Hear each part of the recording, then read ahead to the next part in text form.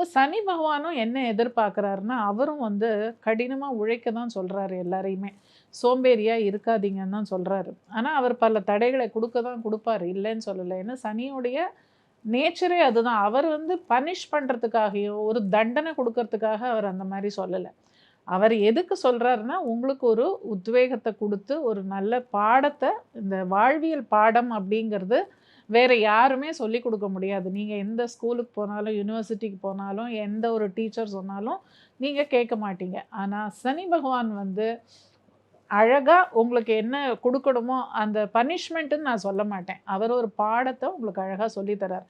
இப்போ குருவும் அவரை பார்க்கும்போது என்னாகும், அந்த 8ஆம் இடத்து விஷயங்கள் விருத்தி அப்படிங்கன்னா கொஞ்சம் ஜாஸ்தி ஆகும். அப்போ நீங்கள் வந்து ஒரு ஒழுக்கமான முறையில் நேர்மையாக தர்மத்தின்படி உங்கள் வாழ்க்கையை நடத்தினீங்கன்னா கண்டிப்பாக கெட்டதுலேருந்து நீங்கள் தப்பிக்கலாம் அப்படிங்கிறது ஒரு அட்வைஸ். குறைந்த விலை, நிறைந்த தரம், தங்கள் தேவைகள் அனைத்தும் ஒரே இடத்தில். ஜெயச்சந்திரன்.